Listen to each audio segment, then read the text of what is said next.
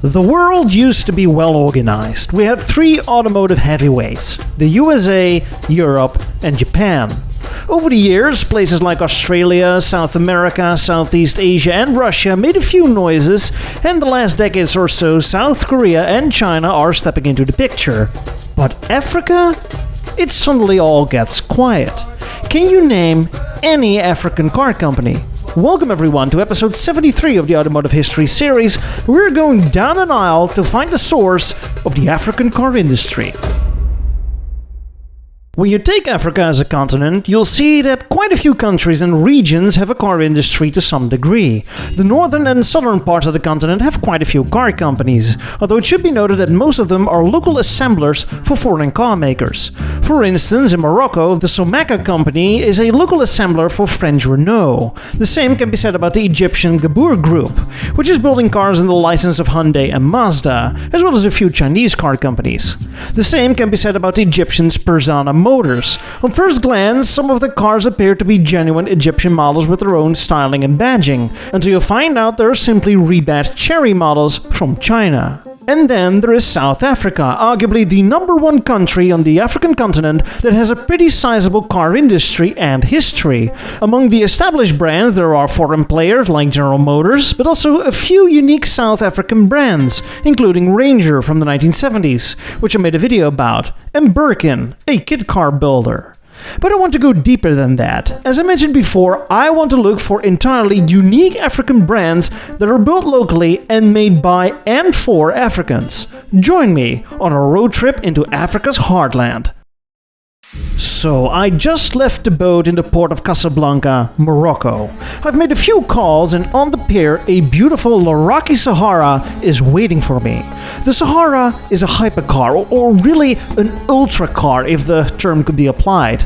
Underneath its space-age styling, there are Chevrolet Corvette underpinnings, including a 7-liter twin-turbocharged V8 engine, making a whopping 1200 horsepower. As soon as the tank is empty, and that won't be long, I guess, I'll refill it with 110 octane to bump it up to 1750 horsepower. I have to be careful though, since this is one of the only two in the world. I could have gone for two other options, the much more affordable Neo off-roader and the rather attractive looking hydrogen-powered NUM-X HUV, but I wanted something exciting for once. And my sponsors agreed. edsautoreviews proudly presents Automotive Art Emporium, the official merch store. That's right, over at Eds Emporium, you can find the finest in automotive art made by yours truly. Whether it's a plate you want to hang on your wall in your home or garage, or magnets and stickers that you want to stick on the rear bumper of your classic ride, or expand your wardrobe with some car-themed apparel, I'm sure you're gonna love these designs. All designs are made by me and my own ideas, no AI trickery involved, for classic car owners that can handle a joke, and more designs get added along the way. By buying an artwork, you get to hang something nice on your wall, and I get to work on my retirement plans. So visit your local Eds Automotive Art Emporium by searching for edsautoreviews.dashery.com or click the link in the description and get your awesome automotive art today. After a very quick but wonderful trip in the Sahara, it's now time for me to cross the Sahara Desert, which would be impossible to do with a sports car, so I decided to stop in Tunisia, where my next car is waiting for me, the Wally Iris.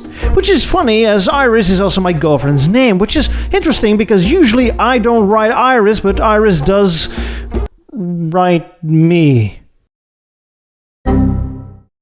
The Wally Iris is part of Wallyscar car company. They offer a selection of rather diverse models, including the Wolf, a rebadged J-Tour X70 coming from China, the Annabelle pickup, and for a while, the 719. I'm not joking when I say that the 719 was all new for the 2022 model year, when it's actually a reworked sedan version of the Peugeot 206, introduced in 1998 and discontinued in 2006. So, there you go, a brand new 24-year-old car.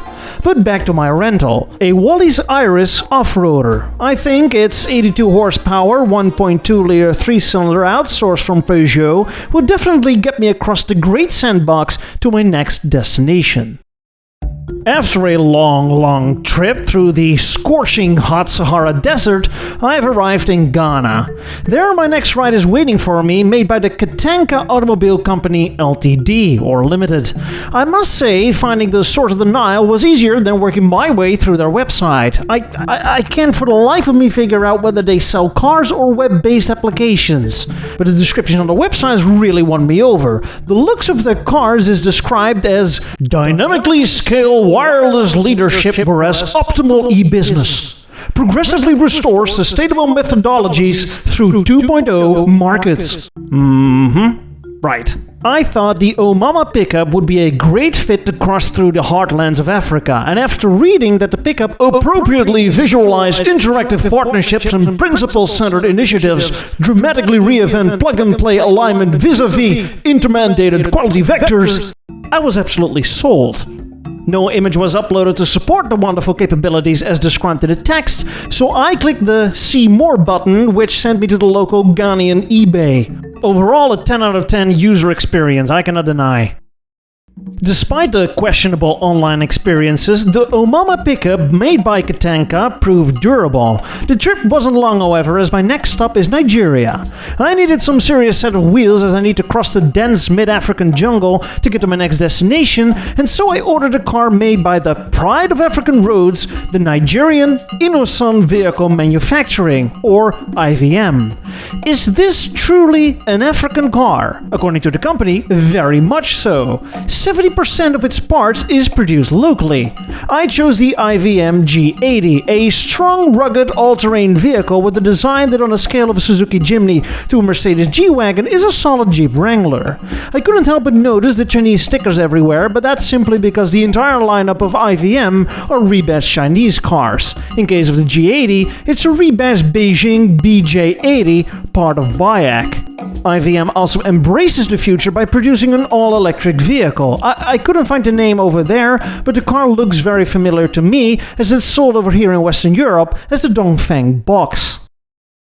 Anyway, my trusty old IVM G80 allows me to travel deep through the jungles of Africa to my next destination in Uganda. Here I have rented what is arguably the first real all-African car, the Kiira EVS, made by Kiira Motors. The company was established in 2014 after a few years of experimenting at a technical university. The first car was the Kiira EV, an all-electric vehicle developed in 2011 no less, even before the mainstream breakthrough of electric cars. The EV was Africa's first electric car. It could deliver as much as 62 horsepower with an electric range of about 80 kilometers, or 50 miles. And so, after the EV, the EVS followed. A large luxury sedan. I'd like to think that the developers looked at an Alfa Romeo and decided the chute-like grille was a great starting point. It certainly is, present on the front end. I also believe they borrowed the headlights from a Hyundai i40 or Sonata. The interior is nice with leather upholstery, although the overall styling seems to bring you back to 2009, then 2019, but we all gotta start somewhere, right? A 2-liter 4-cylinder and a 5-speed automatic transmission delivers a luxury driving experience. And although they were kind enough to let me borrow the car, it should be noted that Kiira in the meantime has dropped the car business and moved on to making buses. The Kiira EVS allowed for a relaxed drive from Uganda to my next destination, which is in Kenya. Unfortunately, I'm a bit too late to the party, as the company that was going to provide my next set of wheels went bust in August 2024. I'm talking about Mobius Motors. Mobius was established in 2013. After making their first prototype, the Mobius 1, it was decided to put it into limited production after improving the prototype. The Mobius 2 was essentially the Ford Model T of Kenya, an absolute bare-bone, bottom-of-the-barrel back-to-basic vehicle that was mostly designed to be rugged and easily adjustable for different purposes like ambulances, pickups, and delivery vans. What you got was a metal box with an engine, and that's it. No power steering, no door locks, no air conditioning, and not even glass windows. It was just canvas. After updating the car again and listening to some of the criticism, more options and trim levels became available. Eventually, the Mobius 2 was replaced in 2021 by the Mobius 3, but that is, well, you guessed it at this point of this video, another rebadged car from China, in this case a Beijing BJ40. And so I embark on the last part of my journey across Africa, to my final destination, South Africa. I must say it was some getting used to, stepping out of a luxurious Kiira EVS and stepping into the bare-bone Mobius, but I made it. Although there is so much to talk about the South African car industry and some of its many weird and unique models, I'm saving that for another time. I did take a spin in a Piranha sports car, which also gave me time to reflect on my journey. Can I nominate an all-African car company? Here's an overview of the cars I drove. If we take away the companies that in some way got help from foreign car makers or simply sell rebadged Chinese cars, the list gets very short. If I were to make a final decision, I have to give it to Kiira. Despite the outsourced engine, they have built a truly unique car without any foreign traces or help. Congratulations, Uganda! You get the official edsautoreviews trophy of automotive advancements. Hakuna Matata. If you want to know the very confusing story of the Ranger brand from South Africa, click on the video in the top left. If you want to know more about the history of the automotive industry of particular countries, then check out the playlist.